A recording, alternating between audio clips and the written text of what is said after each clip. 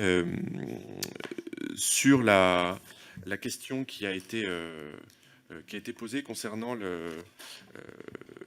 la HAS et la vaccination contre la grippe. Je voulais dire effectivement que la question qui a été posée, c'est est-ce que la HAS est un acteur pertinent pour se prononcer sur une question de santé publique comme qui les vaccins peuvent et doivent-ils vacciner. De mon point de vue, et là je déroge un tout petit peu parce que je ne suis pas censé toujours me prononcer, mais il me semble que la HAS est un acteur pertinent. Et pour le coup, je ne me prononcerai pas sur l'avis qu'a émis la Haute Autorité de Santé. Je enverrai simplement en fait qu'on est sur une situation qui est une situation de santé publique sur lesquelles effectivement les facteurs à prendre en compte sont toujours complexes. Au-delà de ça, il n'en reste pas moins que, ça pour le coup je le sais de mes anciennes fonctions, une des priorités de la ministre, c'est le développement de la couverture vaccinale en matière grippale, comme sur l'ensemble des vaccins.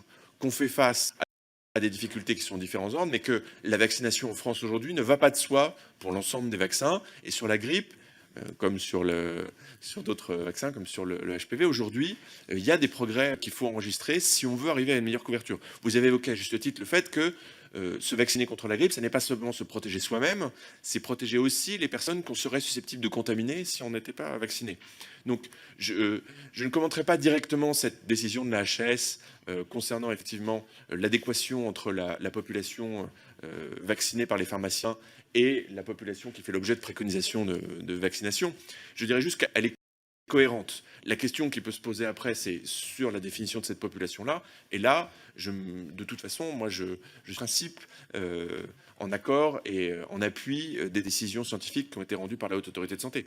Ça ne veut pas dire que ces décisions, elles ne sont pas susceptibles d'évoluer dans le temps comme elles le passaient. Mais à chaque fois, il faut avoir une appréhension en matière de santé publique. Ce qui compte, c'est le pragmatisme et l'efficacité. On veut protéger les populations. Et donc, pour protéger les populations, qu'est-ce qui marchera le mieux et qu'est-ce qui permettra d'arriver le plus efficacement et le plus rapidement à l'objectif poursuivi, à savoir que les populations fragiles, d'une manière ou d'une autre, soient de moins en moins contaminées par ce virus, qui est aujourd'hui un virus qui est mortel pour ces populations qui sont fragiles.